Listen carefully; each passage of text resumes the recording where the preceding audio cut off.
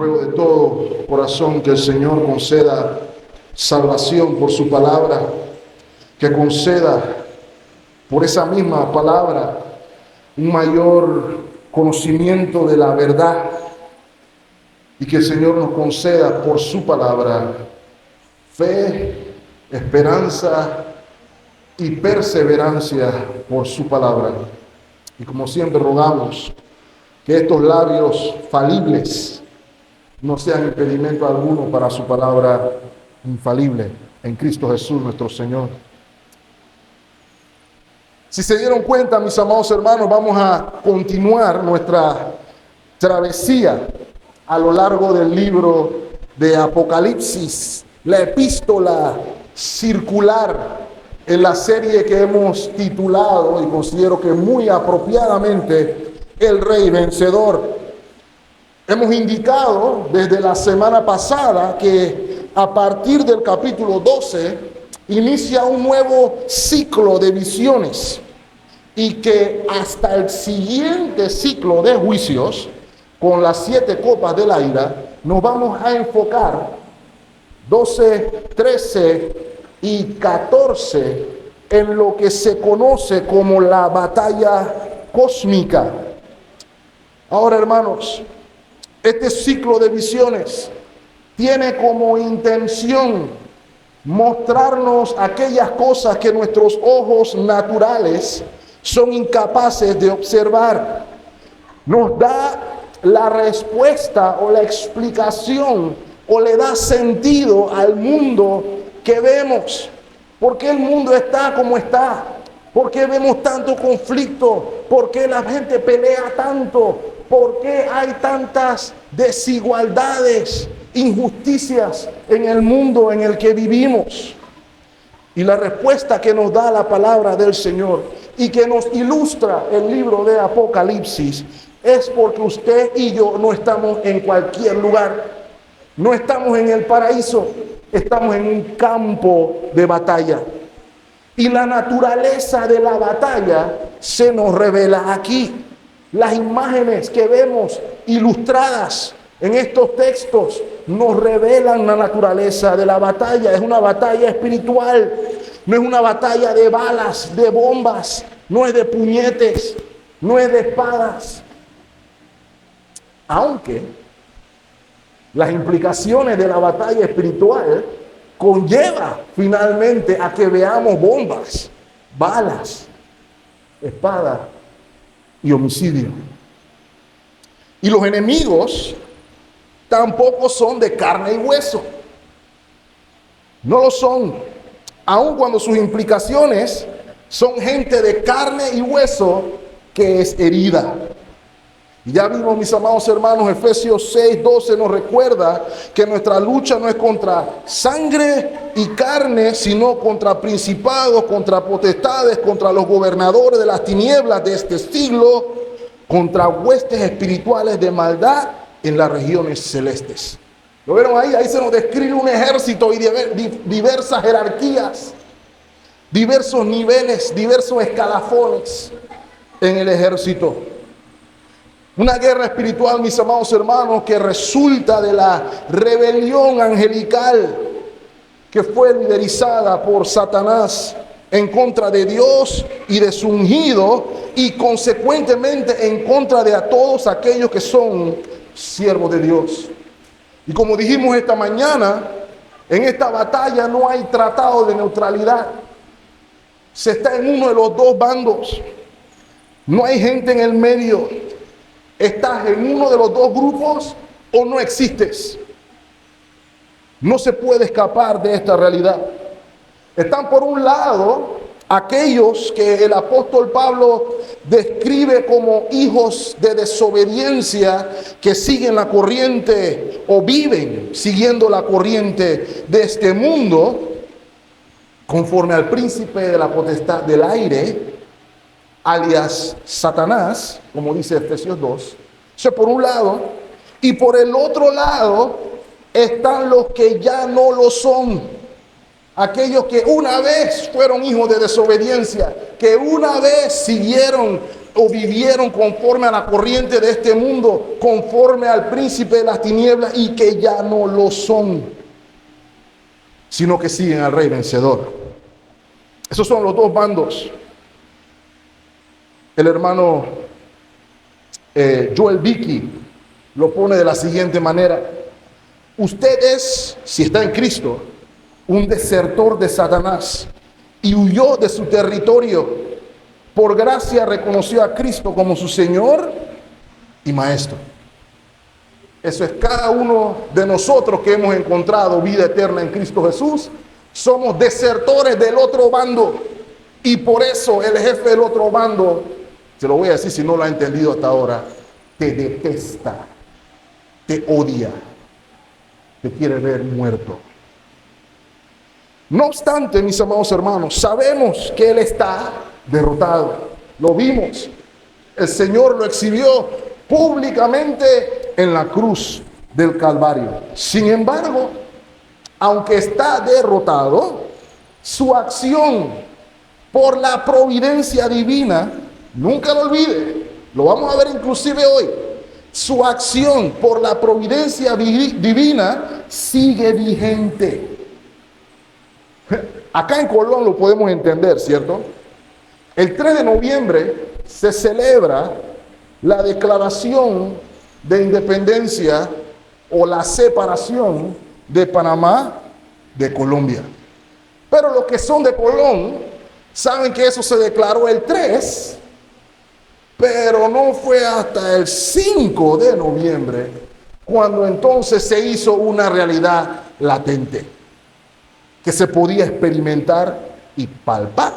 Porque aun cuando se declaró la independencia el 3 de noviembre, todavía habían escaramuzas antiseparatistas dándose en el resto de la geografía nacional. No hubo realidad plena hasta el 5 de noviembre. Así que pasa lo mismo aquí. La proclamación de la independencia se hizo en la cruz del Calvario, pero por la voluntad divina, por el propósito divino, la escaramuza va a continuar hasta que Cristo venga. Él está vencido, sus días están contados, por eso su ataque es más feroz contra la iglesia. Lo vimos en el capítulo 12, ¿lo recuerdan?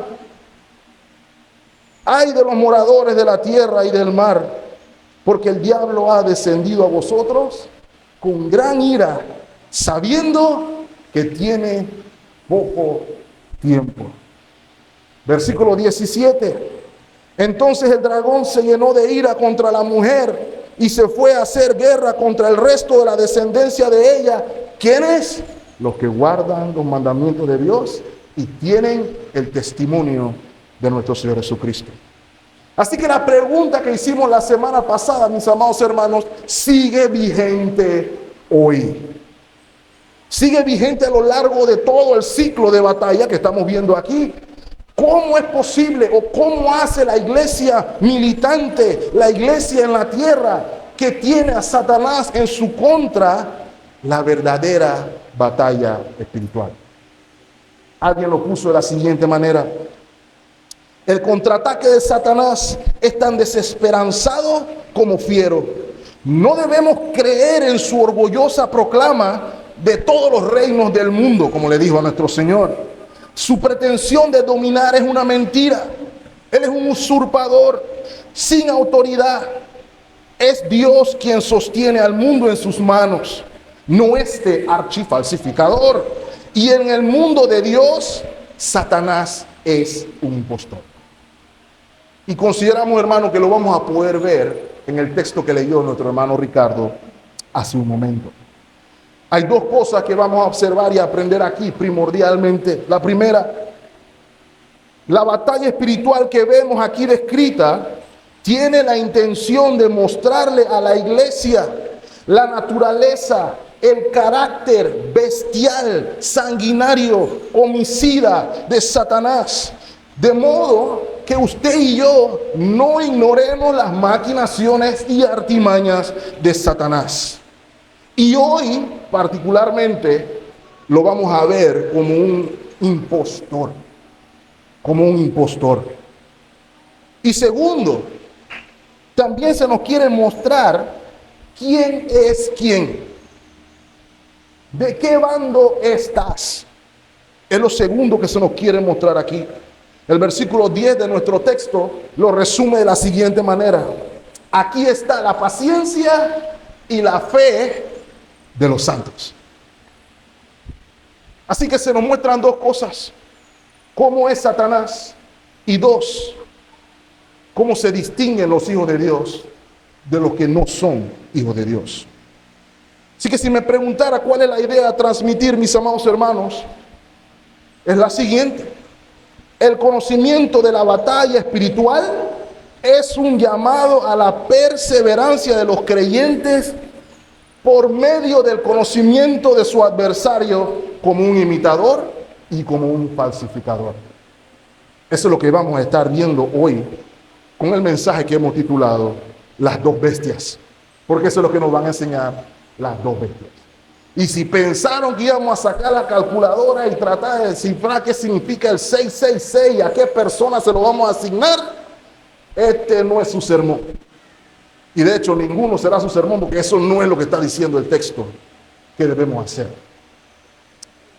Así que estas dos realidades que acabo de mencionar las vamos a observar tanto en la apariencia de las bestias o las bestias, la agencia o representación de las bestias, las circunstancias de las bestias y la influencia de ambas bestias. Así que lo vamos a dividir en dos el pasaje brevemente. Vamos a ver a la primera bestia y vamos a ver a la segunda bestia. Y finalmente, con la ayuda de Dios, esperamos poder aplicar lo que eso debe significar para usted y para mí hoy. Así que veamos la primera bestia brevemente. Y lo primero que usted y yo vamos a notar es que hay un contraste entre la señal que vimos la semana pasada y lo que estamos viendo ahora. La señal del dragón y de la mujer, Juan la vio ¿a dónde? En el cielo. Y la señal o la visión de ahora, Juan la está viendo en la tierra. Particularmente en el mar y en la tierra. ¿Ok? Ahora, hay que notar es la descripción que se nos dan. Estamos en un plano terrenal ahora y se nos quiere decir que estas bestias operan en la tierra. Eso es lo que se nos está diciendo aquí. Entonces ahora veamos su descripción. Aquí Juan nos está dando su apariencia, lo cual es vital si usted y yo queremos entender el significado. Lea conmigo el versículo 1 o a partir del versículo 1. Me paré sobre la arena del mar. Y usted va a ver que dependiendo de la versión que usted tiene, ahí usted va a ver como que si se paró Juan o si se paró el dragón. Y la razón es que las dos traducciones del original no se definen en quién es el sujeto de la oración del versículo anterior. Acuérdense que no hay capítulo ni versículo en original, hermano. Ahora, yo me inclino también a que la visión es de Juan. ¿Ok? Sin embargo, ya sea que sea Juan o ya sea que el que se haya parado en la orilla del mar sea la bestia, el punto sigue siendo el mismo. Me paré sobre la arena del mar y vi subir del mar una bestia, ahí viene la descripción, 7 cabezas, 10 cuernos, 10 coronas y sobre sus cabezas, aquí viene la distinción, un nombre blasfemo. Versículo 2. Y la bestia que vi era semejante a un leopardo y sus pies como de oso y su boca como boca de león. De nuevo, eso no es para que usted lo dibuje, pero si le da por dibujarlo o le pide a ChatGPT o a Grok que se lo dibuje, le aseguro que va a salir algo espeluznante. Pero ¿qué significa? ¿Qué nos quiere decir? Y la llave para entender esto nos la da el Antiguo Testamento, nos la da precisamente alguien que ya vio la visión desde antes. Y ese antes, o ese alguien, es el profeta Daniel. Capítulo 7, versículo 2. Daniel dijo, miraba yo, ¿qué cosa? Una visión de noche Y he aquí que los cuatro vientos del cielo combatían ¿con quién, hermanos? ¿Combatían dónde, perdón? En el gran mar. ¿Quiénes combatían? Versículo 3. Y cuatro bestias gigantes, bestias grandes, diferentes la una de la otra, subían del mar.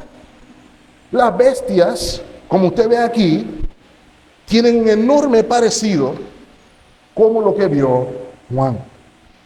Si sigue la lectura, la primera, según el versículo 4 de Daniel, parecía un león.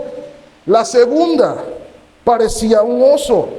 La tercera era semejante a un leopardo. Y hay una cuarta bestia que no se da la apariencia, pero que se describe como terrible. Miren lo que dice el versículo 7 de Daniel 7. Después de esto miraba yo en las visiones de la noche, y he aquí la cuarta bestia, espantosa y terrible y en gran manera fuerte, la cual tenía unos dientes grandes de hierro, devoraba y desmenuzaba, y las sobras de lo que desmenuzaba lo hollaba con sus pies, y era muy diferente a todas las bestias que vi antes de ella. Y note cuántos cuernos tenía esta: 10 cuernos. Juan está viendo aquí la cuarta bestia que vio Daniel. La cuarta bestia que amalgama, que concentra o combina todo lo que las demás bestias eran. O sea, era una bestia más feroz, más sanguinaria, más fuerte. Los 10 cuernos, y note, usted lo puede pasar por alto, se nos dice que sobre sus 7 cabezas había un nombre blasfemo. La blasfemia literalmente significa hablar mal de alguien. Particularmente en el Nuevo Testamento tiene la implicación de hablar mal de Dios, hablar lo que no es de Dios. Tercero, y más amplio aún, conlleva también la implicación de atribuirse algo que solo es atribuible a Dios, o atribuirle a Dios algo que no es atribuible a Él. Como por ejemplo, decir que el Señor echa fuera demonios por el poder de Beelzebú. Eso es atribuirle a Dios algo que Él no puede hacer, automáticamente blasfemia. ¿Ok? Entonces esto es importante entenderlo, porque al ver que esta bestia tiene en sus cabezas un nombre blasfemo, está diciendo que se está atribuyendo algo que solamente le compete a Dios. Así que todas estas cosas nos van a apuntar entonces a la agencia de esta figura, su representación. Se nos dice aquí que esta bestia es un agente, trabaja para alguien. ¿Para quién trabaja? Lo vemos en la segunda parte del versículo 2. Y el dragón le dio su poder y su trono y su grande autoridad. ¿Qué se nos está diciendo aquí, hermano? Que esta bestia opera bajo la influencia, bajo la motivación diabólica.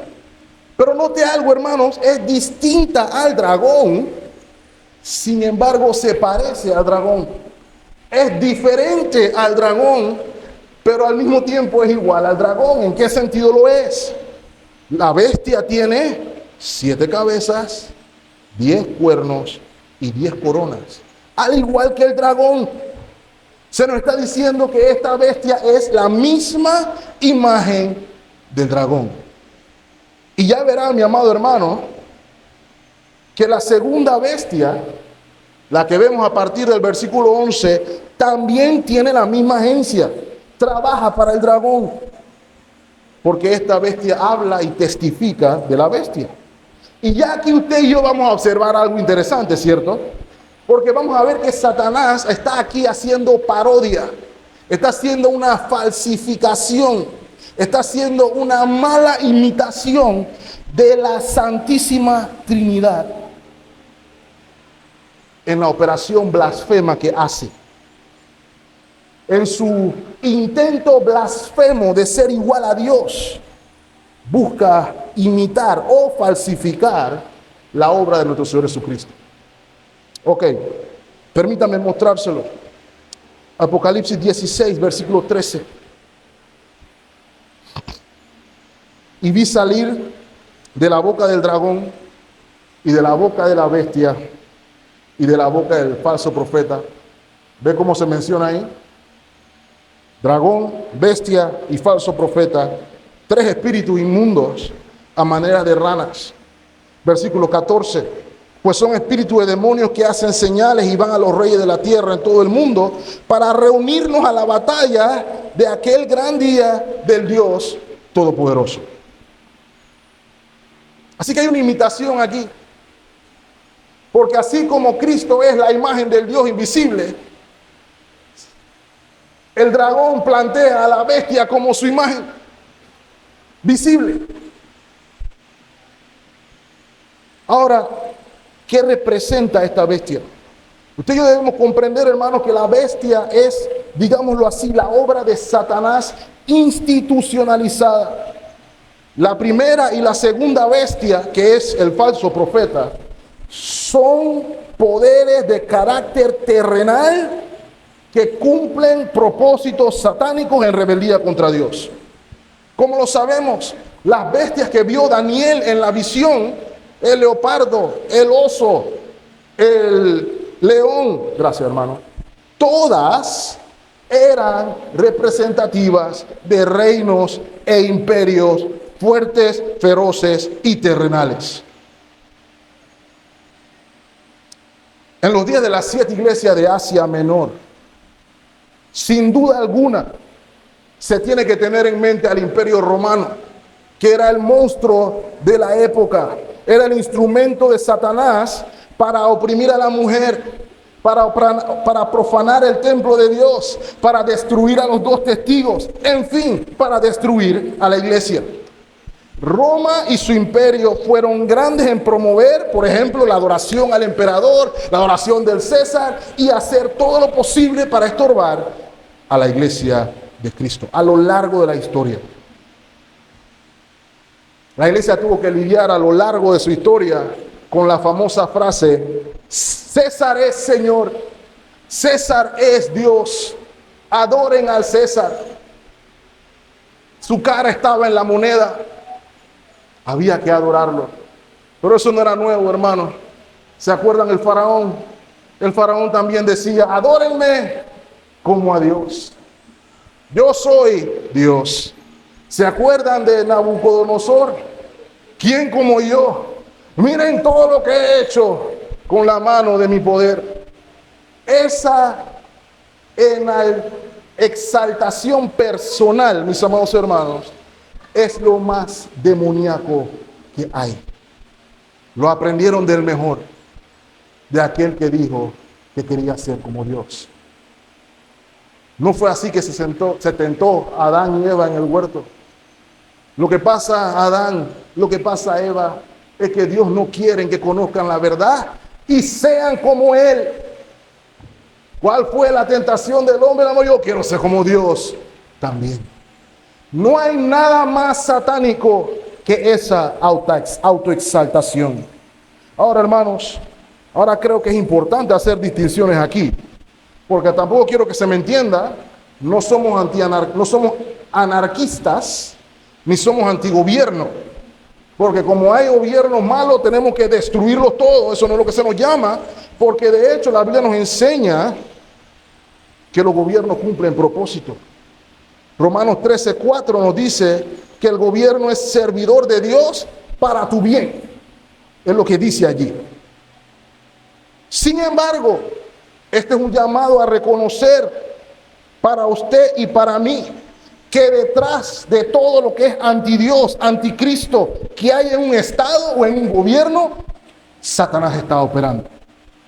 Satanás está detrás de todo gobierno que castiga al pueblo de Dios por ser cristiano o que desea un estado sin Dios, sin el único Dios verdadero.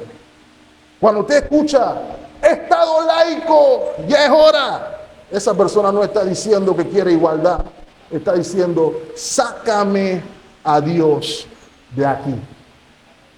Entendámoslo, es eso lo que quiere decir. ¿Ha escuchado la frase, la religión es el opio del pueblo? Estoy seguro que alguno la habrá escuchado. Esa frase viene de un señor barbudo que usted probablemente habrá visto en algunas tapas de algunos libros, que se llama Karl Marx, el fundador de la doctrina marxista, leninista y todo lo demás istas. Y él dice esta frase, mi amado hermano, específicamente en un libro donde escribe, que se titula Contribución a la crítica de la filosofía del derecho de Hegel, en el año de 1843. Y esta es la cita completa de Marx. La religión es el suspiro de la criatura oprimida, subrayo oprimida, el corazón de un mundo sin corazón, el espíritu de una situación sin espíritu, es el opio del pueblo. Marx usa esta metáfora para decir que todas las personas que creen en Dios particularmente utilizan la religión como una anestesia para no levantarse en contra de la opresión. Te mantiene débil, te mantiene sin voz, en lugar de que te levantes y hagas oír tu voz. Y se escucha la voz en el fondo, habla, pueblo, habla. No, mentira. Lo que quiero decir con esto, mis amados hermanos, es que la premisa de donde este Señor parte es, no hay Dios. Ese es un engaño para que seas esclavo, cuando es todo lo contrario. Es todo lo contrario.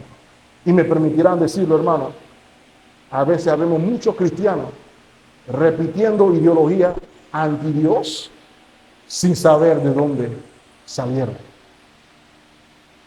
Porque odia a Dios. Así opera la bestia, y la bestia dice, así está bien, con la izquierda y con la derecha, hermano, porque la derecha también tiene lo suyo.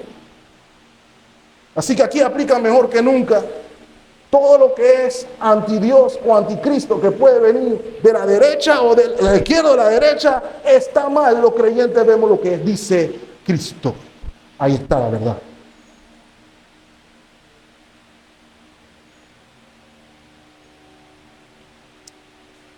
Esa doctrina quiere promover al Estado como Dios. Pero hermano, si hay un mundo donde no hay Dios, ese puesto lo llena otro. ¿Ok? En el caso de este señor que mencioné, él dice, no crean en Dios, porque su Dios tiene que ser el Estado, el gobierno. Ahora, hermanos, permítanme mostrar sus circunstancias brevemente, porque aquí es donde vamos a poder ver la falsificación o la imitación con mayor claridad. Versículo 3. Vi una de las cabezas como herida de muerte, pero su herida mortal fue sanada. Y usted cuando lee eso se tiene que dar cuenta, eso no puede ser coincidencia. Eso no está ahí al azar, ¿cierto? Porque yo conozco a alguien que tiene una historia similar a esa. No igual, pero similar. ¿Sabe por qué piensa eso? Porque esto que acaba de leer aquí es una pésima, mala falsificación o imitación de la pasión de nuestro Señor Jesucristo, quien fue muerto y resucitó al tercer día. Sin embargo, es una mala falsificación en el sentido de que aquí se da la impresión de que hay un imperio, un gobierno que parece que cae, parece que es derrotado, pero siempre sale otra cabeza. Algunas interpretaciones dicen que esto se hacía o se decía con respecto a Nerón. El emperador Nerón, la gente decía que iba a regresar o resucitar en algún momento. No.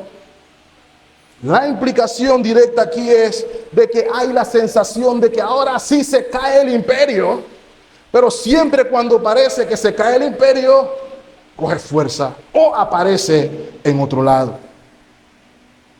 Ahora, mis amados hermanos,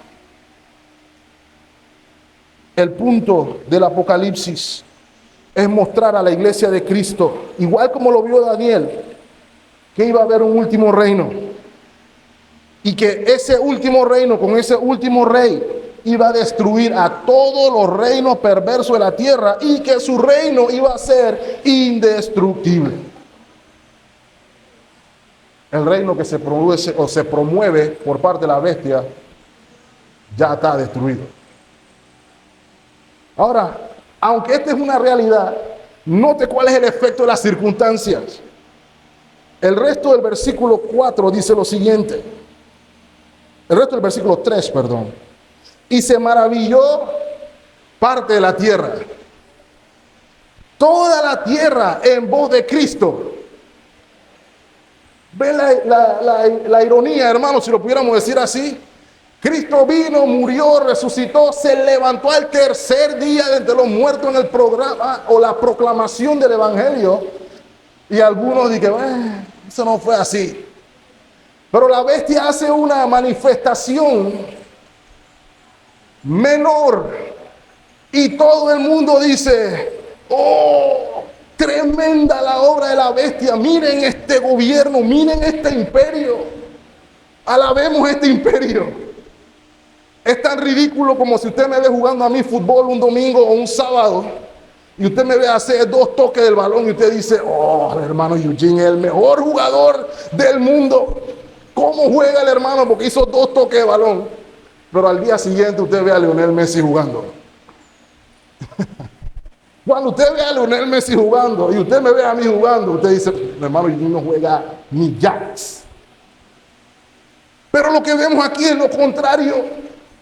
Se ve al Señor Jesucristo en toda su gloria, en todo su esplendor y su poder. Y la gente dice, no, este imperio es la verdadera esencia. Este imperio es la verdadera cosa.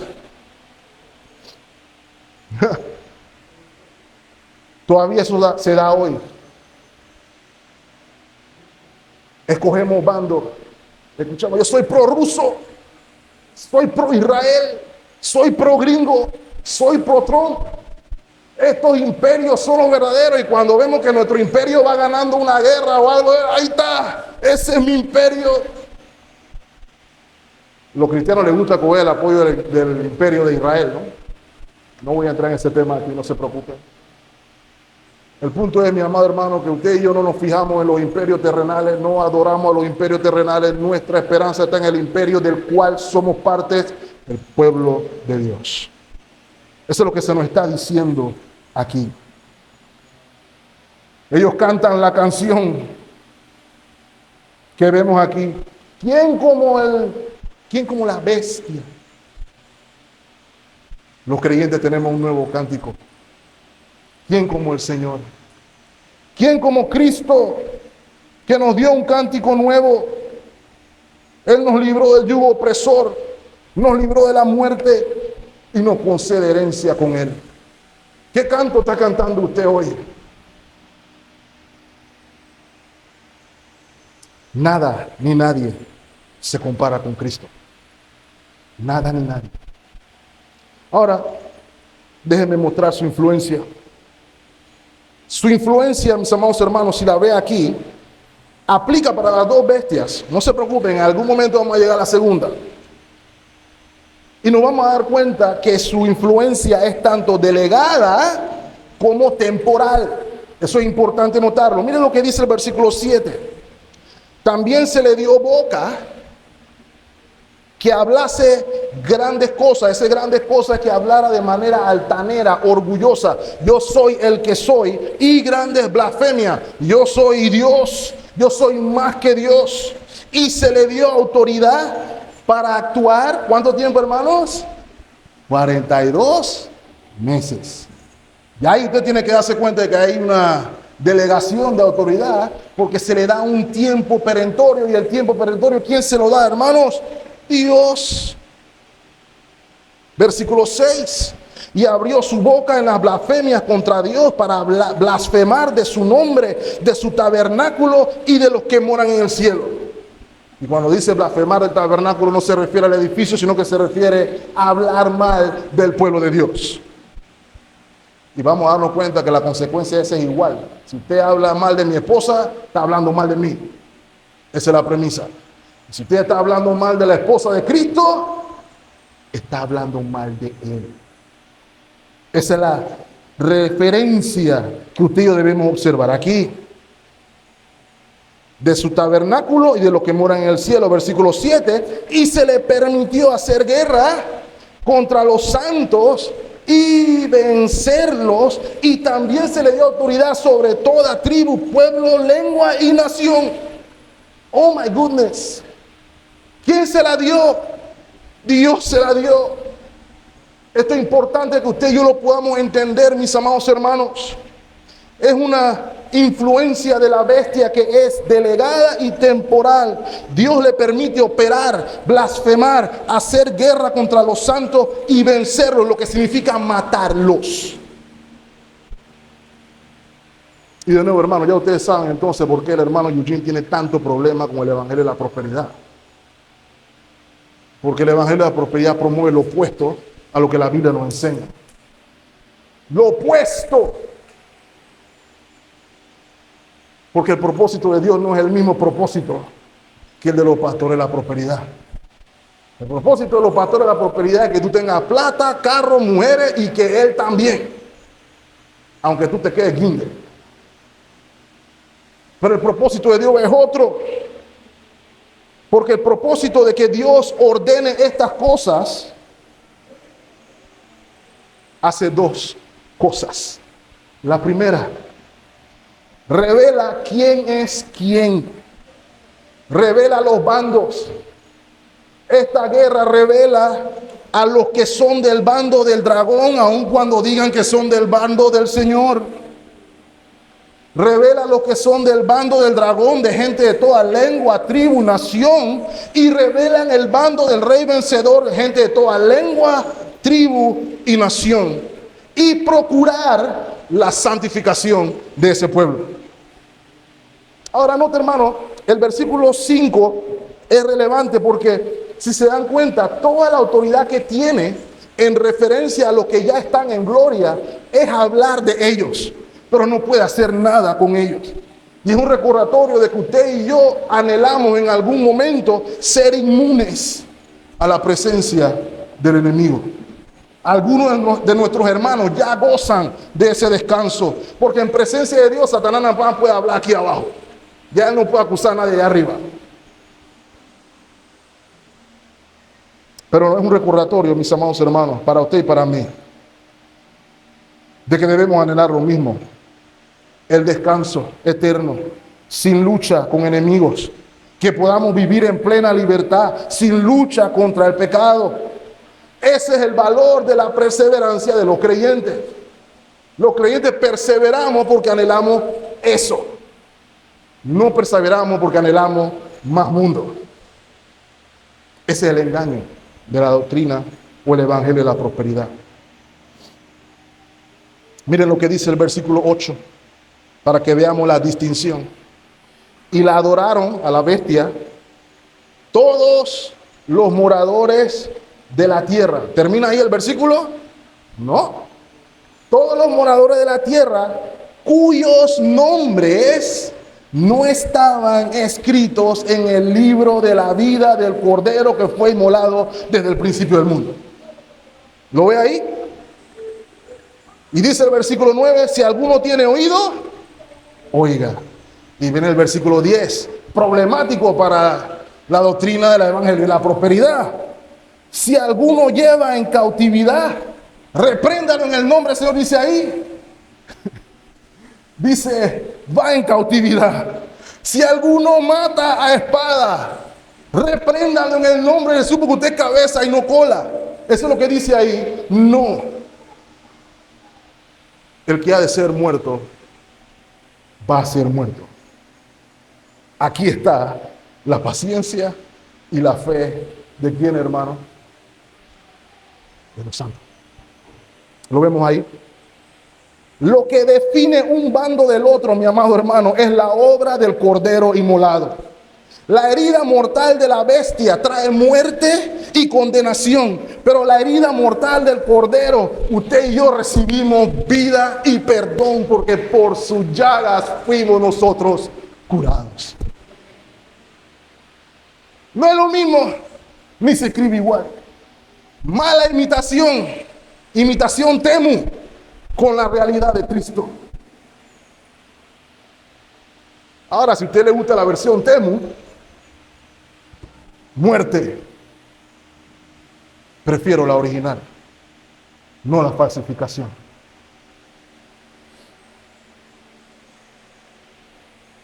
La exhortación del versículo 9 nos devuelve la realidad de las 7 iglesias, ¿cierto? El que tiene oído para oír, oiga lo que el Espíritu dice a las iglesias. Mis amados hermanos, tanto la cautividad y la muerte revelan la perseverancia de los santos. Se nos está diciendo aquí que el pueblo de Dios debe aprender a soportar el sufrimiento y a seguir a Dios sin importar las circunstancias. Confiar en Dios a pesar de. Porque la iglesia está llamada a perseverar en medio del ataque de la bestia. Ese es el mensaje. Esto no tiene nada que ver con el futuro. Esto no tiene nada que ver con la iglesia viendo desde el cielo cómo el diablo está destruyendo todo acá abajo. No, tiene que ver con usted y conmigo hoy. ¿Qué vamos a hacer con la rabia del diablo contra nosotros? Y lo primero es perseverar. Lo primero es perseverar. Setear las expectativas correctas. Porque nos gusta pensar que una vez que estoy en Cristo, no tengo problemas más nunca en la vida. Es al revés. El diablo quiere que te sientas tranquilo del otro lado, no de este lado.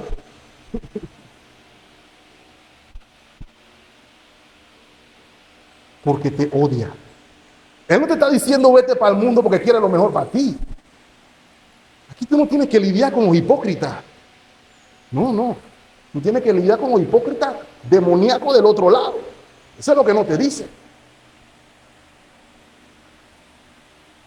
Decía el fundador de la iglesia menonita, Menno Simons, el Cordero fue inmolado desde el principio del mundo. De hecho, no solo Él sufrió en su cuerpo, sino que también por medio de la cruz y de la muerte entró en esa gloria que Él por un tiempo abandonó por amor a nosotros.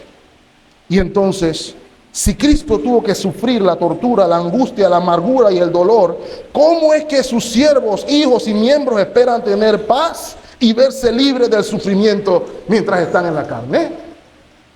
Esa es la mentira del otro evangelio. Eso es lo que promete el otro evangelio. Ahora, hermano, brevemente permítame mostrarle a la segunda bestia. La segunda bestia no es tan diferente a la primera. Ya mencionamos que es la misma agencia, es el mismo representado, es el mismo jefe. Lo vemos en la primera parte del versículo, la segunda parte del versículo 12. Y ejerce la segunda bestia toda la autoridad de la primera bestia en presencia de ella. O sea, que la segunda bestia trabaja ayudando a la segunda bestia, a la primera bestia, ya me estoy arreglando yo mismo, que al mismo tiempo está trabajando para el dragón. ¿Okay? Todo el mundo ahí está trabajando para el mismo. Ahora, su descripción es ligeramente diferente y aquí es importante entenderlo. Versículo 11. Después vi otra bestia que subía de la tierra.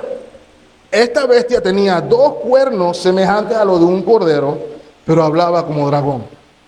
Y ya cuando usted comienza a ver los paralelismos y los simbolismos, como lo hemos visto hasta aquí, ya usted se está dando cuenta que aquí se nos está diciendo algo, ¿cierto? Aquí hay un contraste interesante. Parece un cordero, se ve inocente, se ve mansito, pero cuando abre la boca, suena a dragón. Eso es lo que hace Satanás. ¿Okay? Normalmente usted sabe que si habla como pato, camina como pato y vuela como pato, es un pato. ¿Okay? Pero con Satanás no necesariamente es así. Él aparece amable, bonito, buena gente, afable, o mejor dicho, inofensivo. Eso no mata ni una mosca. Cuando usted ha visto un corderito, hermano, eso no mata ni una mosca. Eso es lo que esa bestia quiere que usted piense. Porque cuando se va a acercar, veremos entonces el problema. Yo veo la segunda bestia, mis amados hermanos, como la mano izquierda del dragón.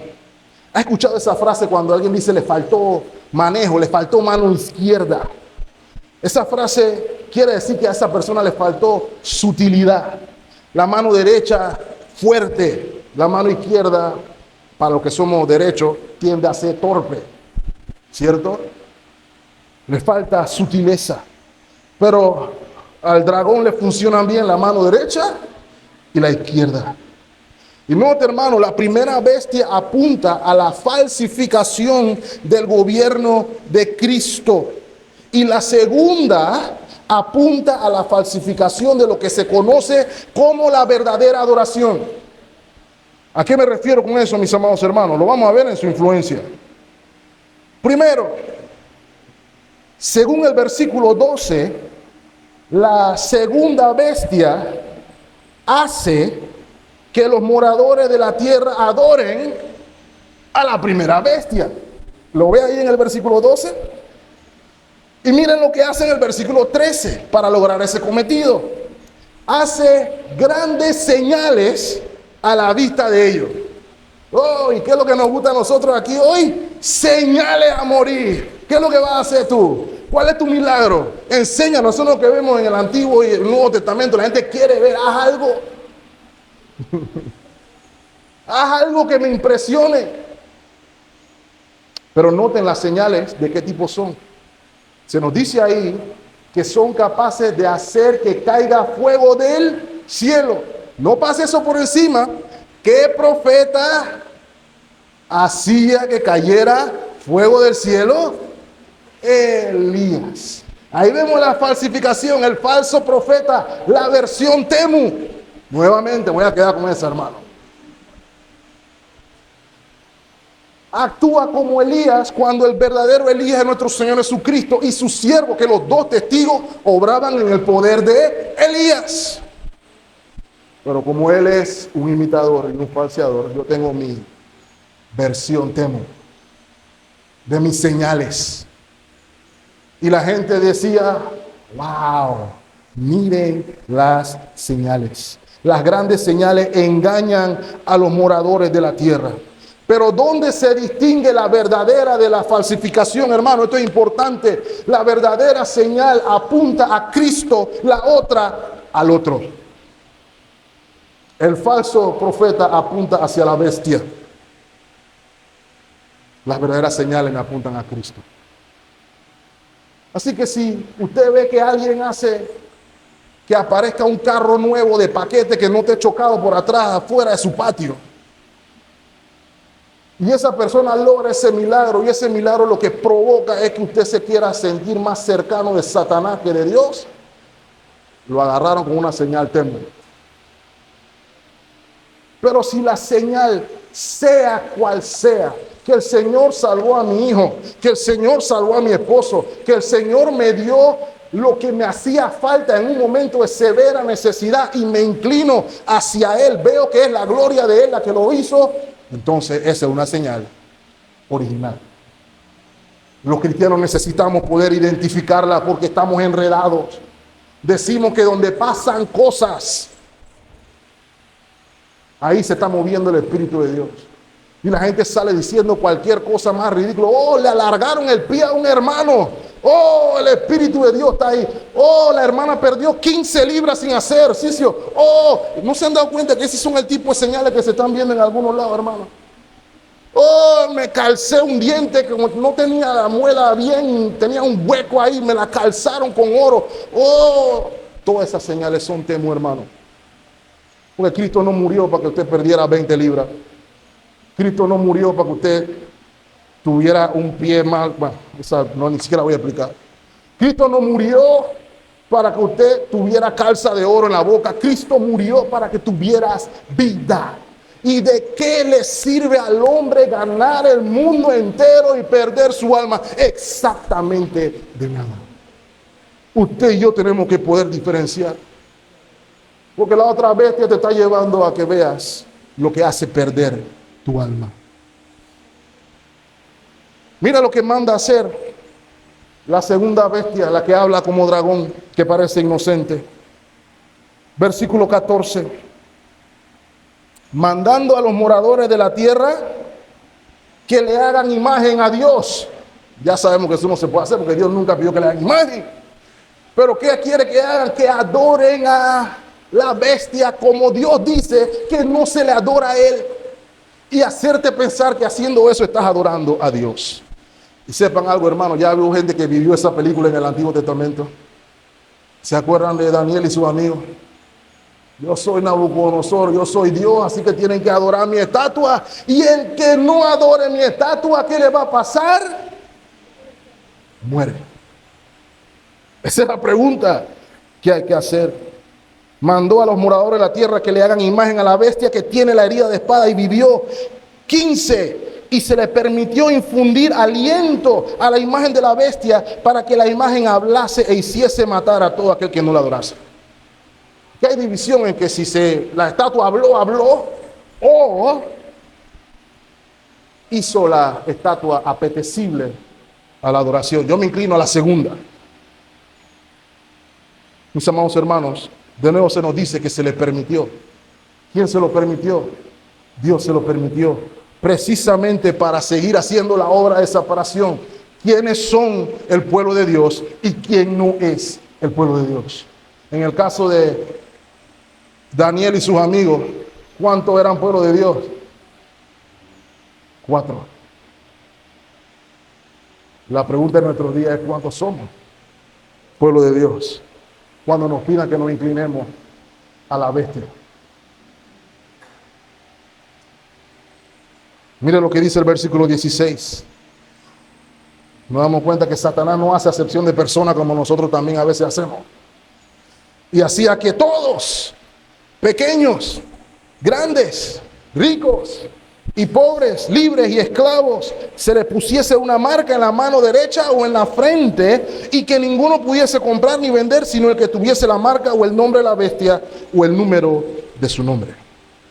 Y de nuevo, hermano, aquí el énfasis no es el carácter temporal del periodo. Ya vimos que el periodo son 42 días, 42 meses, 1260 días, 3 años y medio, tiempos y medio tiempo, el periodo de la iglesia. El énfasis aquí es cuál es la actividad durante ese periodo, y es hacerle la vida imposible a la iglesia hasta que te inclines. Y usted se puede acordar aquí ya de las iglesias de Asia Menor, ¿se acuerdan?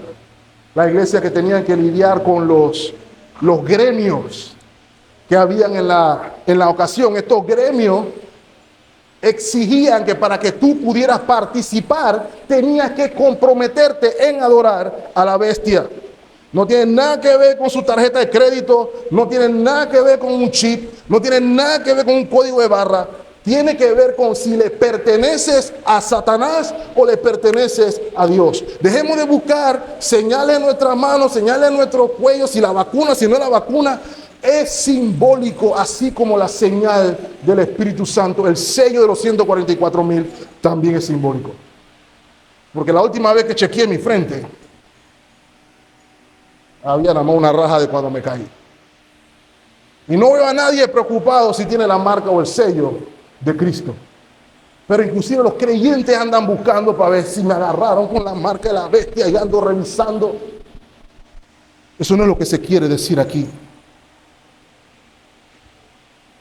Sino que Satanás no hace acepción de personas, le cae a los pobres, a los ricos, a todo el mundo, para tratar de arrebatarlo.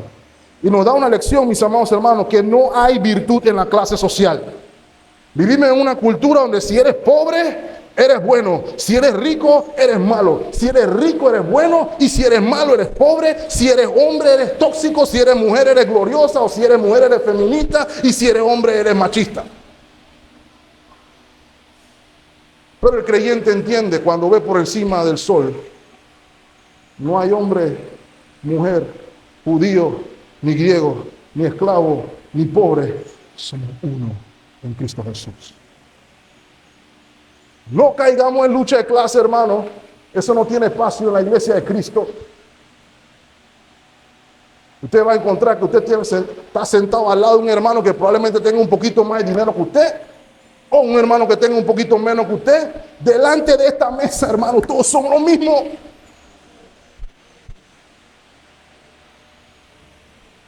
Lo mismo por la sangre del Cordero.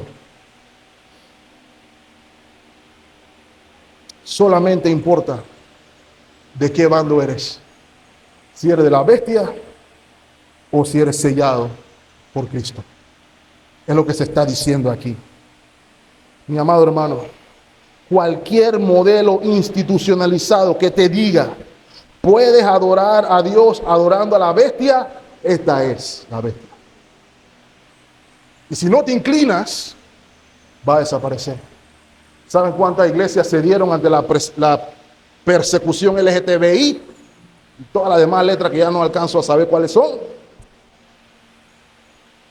Si no hacen todo lo que tenemos, que le pedimos que hagan, vamos a cerrarlo, lo vamos a perseguir. La gente le tira piedra, le daña la pared, le hace todas estas cosas. ¿Qué hace la iglesia de Cristo? ¿Se agacha o se mantiene en pie?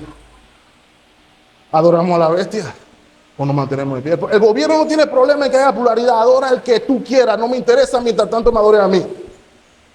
Es lo que está diciendo César. Por eso dice el versículo 18.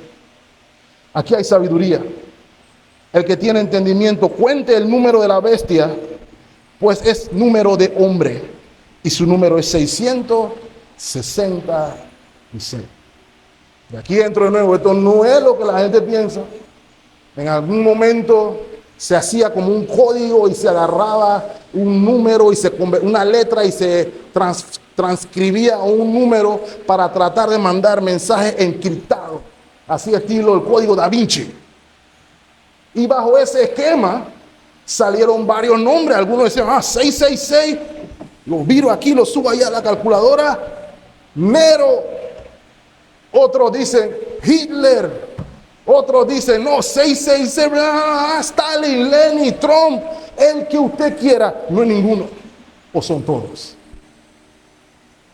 Porque no se está refiriendo a un individuo. Está hablando de un sistema. Juan dijo, hay varios anticristos que ya están en el mundo. Y ahí se nos dice la respuesta, no es que hay que codificar algo. Ahí se nos está dando la respuesta. Es un número de hombre y su número es 666. ¿Cómo debemos entender eso, hermanos? Y me voy a callar con aplicación. 666, número de hombre, apunta al sistema satánico centrado en el hombre en el que vivimos. ¿Por qué? El número 6 es el casi 7. El número 7 es perfección. 3 veces 7 es la trinitaria perfección. 3 veces 6 es la trinitaria imperfección. ¿Qué se lo está diciendo aquí, hermano? Simple y sencillamente que todo lo que este sistema parece ofrecer, sin importar qué tan bueno aparenta ser, no se compara con la plenitud de aquello que está por venir, que es en Cristo Jesús. El mundo pasa y sus deseos, pero Dios permanece para siempre y su recompensa con él.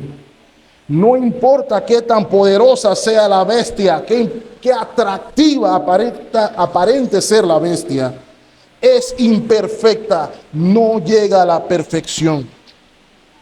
Por eso es que todos los imperios se caen. El imperio romano parecía invencible, se cayó. El imperio de Hitler parecía invencible, se cayó. Solamente hay un imperio perfecto, es el de Cristo. Eres parte de ese imperio, o no lo eres? Es la pregunta que se nos hace aquí. Y me callo con esto, hermanos. Usted y yo tenemos que entender en aplicación. Solamente hay dos destinos, no hay más. Y solamente Cristo es la esperanza de un buen destino. Aun cuando ambos destinos pueden implicar muerte en algún sentido, Cristo es la única esperanza de un destino mejor. Ejemplo, antes usted y yo éramos cautivos por Satanás y por el pecado para muerte. Ahora somos cautivos para Cristo, para vida. Estar cautivo en Cristo significa que estoy libre de Satanás. Y estar cautivo por Satanás significa que no soy libre en Cristo. Tú puedes ser libre hoy si corres al Cordero Redentor. Antes estábamos muertos en nuestros delitos y pecados para condenación eterna. Ahora podemos morir por la espada, por Cristo, para vida eterna. Y aquí está la evidencia de perseverancia y la fe de los santos. Por eso el apóstol Pablo pudo decir, para mí el vivir es Cristo y el morir es... Porque lo opuesto es pérdida y muerte. Lo segundo, mis amados hermanos, si el presidente Mulino dijera mañana en un decreto de ley, no voy a modificar la ley del seguro y de ñapa voy a exonerar de los impuestos a todo el mundo menos a los cristianos. Es más, se lo voy a subir. Todo el que diga que es cristiano va a pagar 45% de impuestos. ¿Qué hacemos? Hacemos lo que hacemos algunos cuando vamos el chinito no me cobra el 7%. Ojo con eso, hermano, los cristianos pagamos impuestos, el 7% también. Y si el chinito te dice, no, tú no tienes que, no, tú no pagas tarjeta y yo no cobro 7%. Los cristianos no debemos decir, ya está bien, pues listo. No, los cristianos pagan su impuesto. Dar a César lo que es de César y a Dios lo que es de Dios. Sin embargo, si Mulino dice algo así, ¿qué vamos a hacer? ¿Pagamos los impuestos o nos inclinamos a la bestia? Este es un llamado a la perseverancia de los santos, en determinación potente, sostenida en el poder del Espíritu Santo. Que podamos decir como Josué, capítulo 24, versículo 15, y si mal os parece servir a Jehová, escogeos hoy a quién sirváis. Si a los dioses a quienes sirvieron vuestros padres cuando estuvieron al otro lado del río, o a los dioses de los amorreos en cuya tierra habitáis, pero yo y mi casa serviremos a Jehová. Los que tienen la marca del Cordero, que vamos a ver en la próxima semana, ellos son los que dicen eso. Si me tienen que matar, si me tienen que quitar todo, si me tienen que quemar por Cristo y por su causa, así sea. Eso es lo que decían los cristianos del primer siglo. Lastimosamente los cristianos del siglo XXI, no. El Señor nos ayude, hermanos, es lo que estoy tratando de decir aquí. Tercero y último. Nuestra mente, hermanos, nuestros pensamientos están moldeados a las palabras de la bestia o están moldeados a las palabras de Dios. ¿A qué me refiero con esto, mis amados hermanos? ¿Es nuestra cosmovisión moldada por la bestia o el falso profeta, o nuestro pensamiento está moldeado por la palabra de Dios? ¿Está nuestro pensamiento moldeado por el orgullo e inclusive una blasfemia? ¿O está mi pensamiento sometido a la palabra de Dios? El apóstol dice, hijitos, no améis al mundo. A veces nosotros amamos el mundo, porque la bestia y el falso profeta quieren que tú pienses que el mundo es amable y que lo puedes amar. Que ser mundano no es lo que la gente piensa, que tú puedes amar aquello que Dios aborrece. y que no pasa absolutamente nada.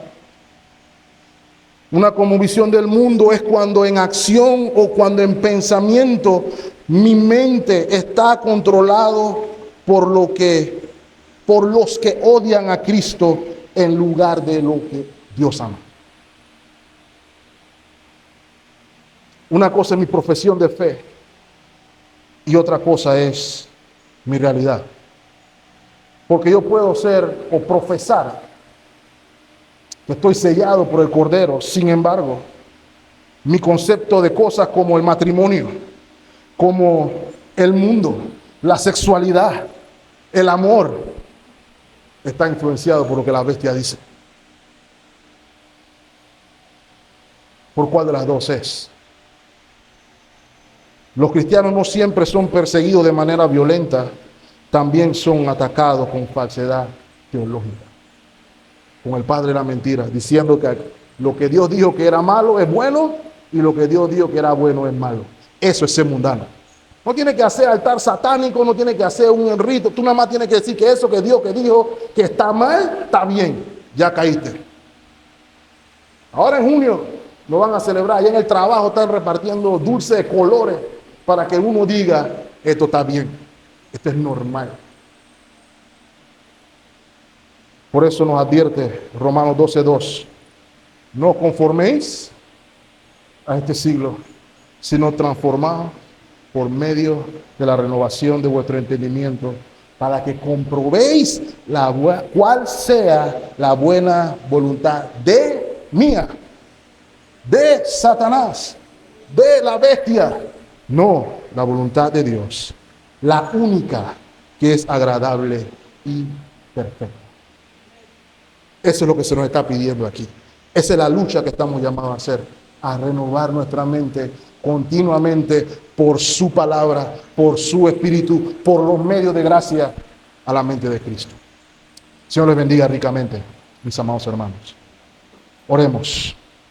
Señor, gracias por lo que nos ha recordado en esta hora. Gracias por recordarnos que aunque nuestro enemigo parece formidable, ya tú nos has dado la victoria en Cristo Jesús. Ayúdanos, Señor, a entender lo que nos estás llamando a ver, cómo nos santificas mediante nuestro sufrimiento, cómo nos distingues mediante nuestro sufrimiento, cómo nos purificas mediante nuestro sufrimiento a la imagen de Cristo, cómo moldeas nuestro pensamiento, nuestro entendimiento a la imagen de Cristo. Ayúdanos, te pedimos, a confiar en ti, a pesar de nuestras circunstancias, a pesar de nuestro sufrimiento. Que si es cautividad, sea cautividad. Y si es muerte, que sea muerte, para tu gloria. Ayúdanos, Señor, a actuar conforme a nuestra vocación, de permanecer firmes y perseverantes hasta el final, confiando en ti. Todas estas cosas te damos gracias y te las pedimos en Cristo Jesús nuestro Señor. Y el pueblo de Dios dice, amén.